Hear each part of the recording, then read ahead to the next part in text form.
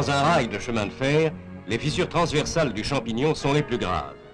Étant internes, elles échappent à tout examen visuel et fatalement amènent progressivement une rupture. Afin d'augmenter la sécurité des transports et d'éviter la présence de tels défauts, la SNCF a entrepris la détection systématique de ceux-ci. De cette idée est née la voiture de contrôle des rails qui va permettre la mise en évidence de ces dangereux inconvénients. C'est par un procédé électromagnétique que l'on détectera d'abord une présomption de fissure. À cet effet, sous le châssis, placé entre les roues de la voiture, de petits bogies portent l'installation électromagnétique de détection.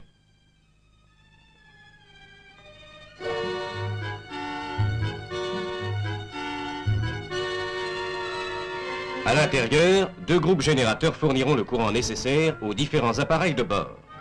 3 génératrices, entraînées par un moteur à essence de 100 chevaux, vont alimenter les démagnétiseurs, l'appareillage électronique et les électroaimants qui se déplacent parallèlement à chaque fil de rail grâce aux 2 bogies spéciaux sur lesquels ils sont installés.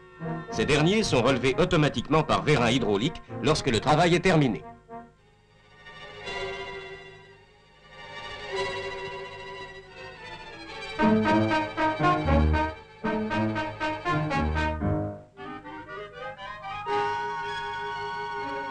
La voiture, maintenant complètement équipée, est dirigée vers l'atelier de peinture pour se soumettre aux exigences de la coquetterie. La voiture de contrôle des rails est prête au travail et son personnel vient en prendre possession. Tout de suite, l'opérateur électronicien procède au délicat réglage des amplificateurs dont le rôle est primordial au cours de la détection, cependant que dans la salle centrale, les moteurs ronflent, entraînant les génératrices. Cette salle des machines est insonorisée afin d'éviter les bruits qui pourraient troubler l'attention de l'observateur installé dans la cabine de détection.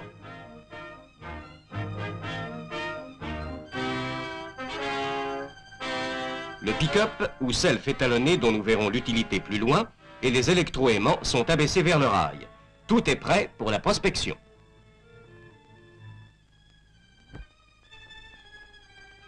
En route! Le petit convoi remorqué par une draisine roule lentement, 13 km/h environ, afin de permettre à l'observateur de suivre aisément sur la bande enregistreuse les inscriptions et d'examiner la surface des rails qui, en fuite, défilent devant lui.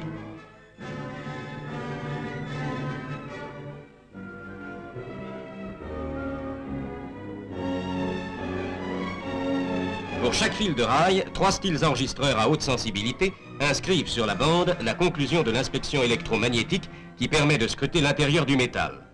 Pour arriver à ce résultat, les 2 électroaimants induisent dans le champignon du rail un champ magnétique d'une intensité suffisante pour saturer l'acier. Le démagnétiseur atténue ensuite l'intensité du champ rémanent dans la couche immédiatement sous-jacente à la surface de roulement. La détection proprement dite est réalisée par le passage dans le champ rémanent du pick-up dans lequel se produit une faible tension au passage d'un défaut interne. Les variations de tension amplifiées excitent d'une part les relais actionnant les styles enregistreurs et d'autre part provoquent la projection d'un jet de gazoil sur le rail afin de repérer exactement l'endroit de la discontinuité.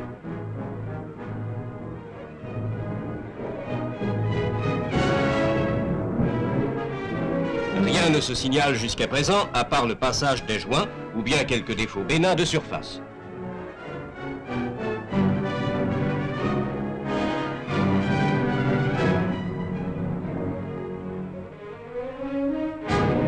Ah, 3 styles de la file gauche viennent d'imprimer 3 coches bien nettes. Par interphone, l'observateur commande l'arrêt du convoi. On va procéder maintenant à l'essai électrique de confirmation qui consiste à faire passer dans la partie du rail à examiner un courant de forte intensité sous une faible tension, 1500 ampères sous 2 volts. Ce courant est fourni par un groupe installé dans la salle centrale de la voiture.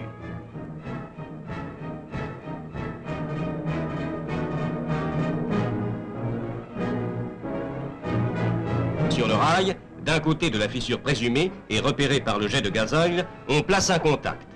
Le retour du courant est assuré par un contact magnétique fixé de l'autre côté de la solution de continuité. À l'aide d'un contact glissant qui comprend les 2 extrémités d'un circuit dans lequel est installé un millivoltmètre, on va exactement localiser le défaut. L'absence de variation de tension signifierait que l'indication donnée par le procédé électromagnétique ne correspondrait pas à une solution de continuité effective dans le champignon. Mais si la chute de potentiel augmente subitement, il y a fissure interne. C'est ce qui se produit ici. La lecture indique une section du champignon fissurée à 85%. C'est ainsi que pendant une année d'auscultation, 200 taches ovales de ce genre et 300 autres défauts graves du champignon ont été détectés. Il est donc permis d'espérer que le nombre de ruptures de rails en service deviendra très faible grâce au travail minutieux de la voiture de contrôle.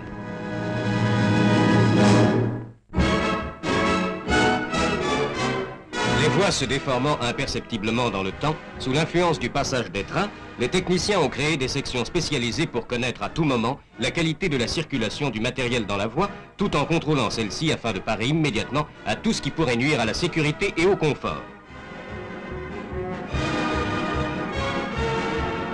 Pour de tels contrôles, un train composé d'un véhicule moteur, d'une voiture de mesure et d'une autre pour l'observation de la voie est mis en route.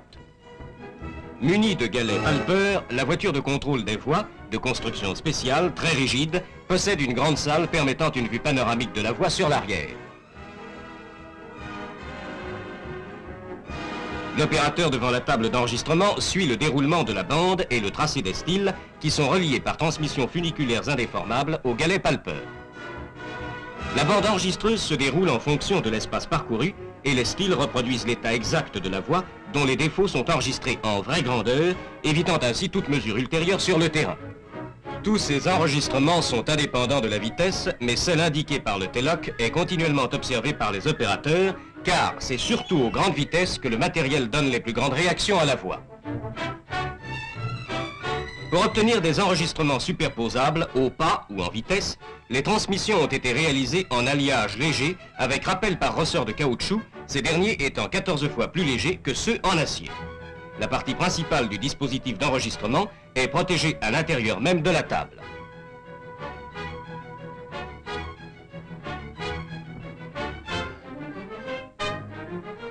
L'opérateur souligne au passage, sur le graphique, les irrégularités éventuellement apparues au passage du train d'essai et confronte la bande précédemment tirée qui se déroule parallèlement et à la même vitesse sur la table de travail.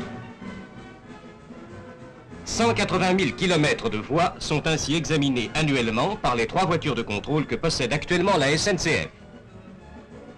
Chaque voiture peut être utilisée seule, incorporée dans les trains pour effectuer des contrôles périodiques sur les réseaux français et étrangers.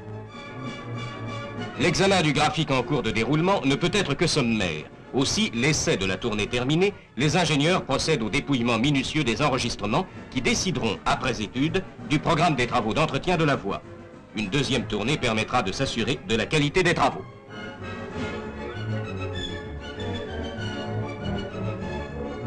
Les divers enregistrements portés sont le gauche, le nivellement fil intérieur, le nivellement fil extérieur, variation du dévers, flèche de la file intérieure, flèche de la file extérieure et la variation de l'écartement des rails. Dans la voiture de mesures oscillographiques, 18 phénomènes peuvent être enregistrés simultanément grâce à un appareillage électrique des plus complexes. Placé dans le véhicule à étudier, un accéléromètre à quartz servant en général à l'enregistrement des accélérations verticales et transversales transmet ces réactions aux oscillographes cathodiques qui les concrétisent par leurs spots lumineux.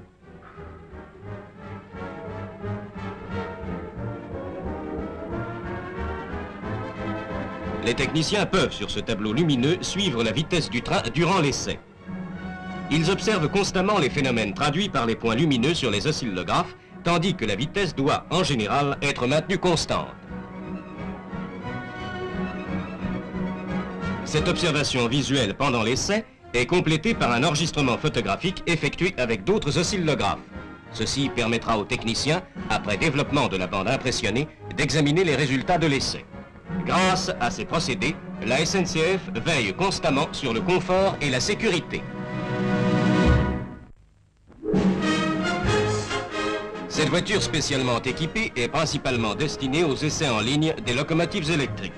Si chaque organe de ces dernières a fait l'objet de nombreux tests chez le constructeur, il s'avère cependant nécessaire d'effectuer des essais en service pratique pour analyser les possibilités de la machine et étudier certains phénomènes qui ne peuvent être reproduits à poste fixe.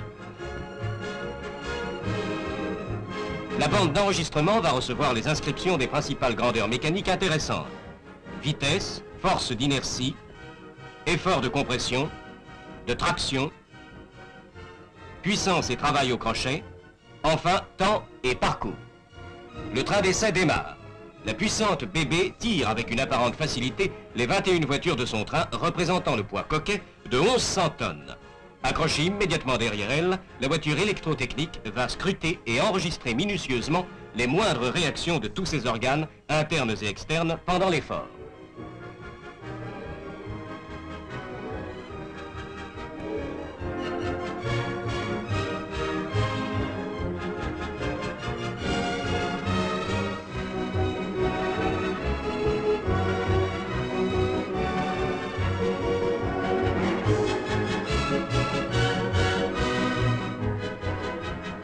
Tandis que le graphique du parcours d'essai se déroule, les opérateurs observent attentivement sur la table des enregistrements mécaniques le mouvement des styles inscripteurs entraînés par un mécanisme comportant des intégrateurs sphériques pour le calcul du travail et de la puissance.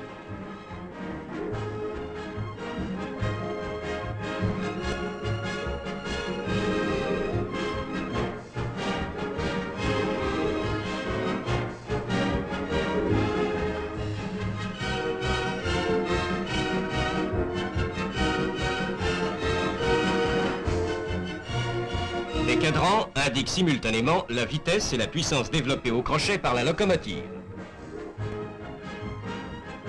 Les secrets électriques qui se manifestent dans les machines ont nécessité, afin de les déceler, de nombreux aménagements spéciaux d'autant plus complexes qu'il s'agit maintenant d'ausculter non seulement les locomotives fonctionnant en courant continu sous 1500 volts, mais également les machines monophasées à 25 000 volts 50 périodes.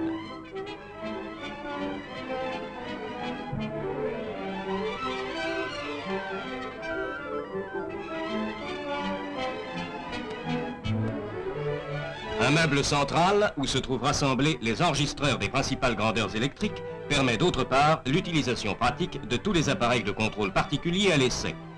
La puissance à l'arbre des moteurs de traction, la tension à la caténaire et l'intensité dans les circuits de puissance sont inscrits en permanence, tandis qu'un oscillographe électromagnétique à enregistrement multiple analyse des phénomènes très rapidement variables. Un pantographe monté sur la voiture autorise l'auscultation de la caténaire et permet l'alimentation des services auxiliaires.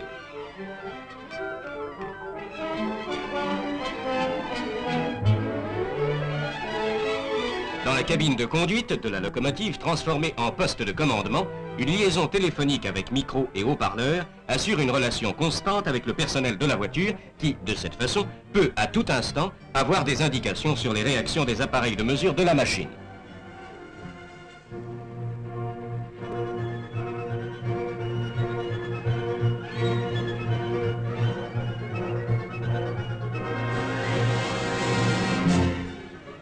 La locomotive est maintenant en plein effort. Les pantographes suivent fidèlement la caténaire et docilement s'abaissent et se relèvent au passage des ponts sans perdre le contact.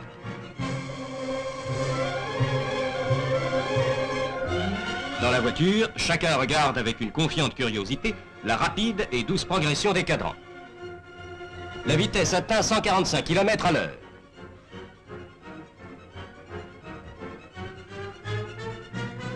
Puis 147 km à l'heure.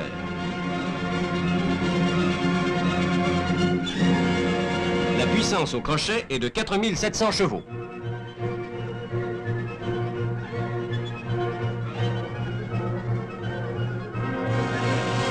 Imperturbablement, les enregistreurs suivent et inscrivent fidèlement les grandeurs électriques.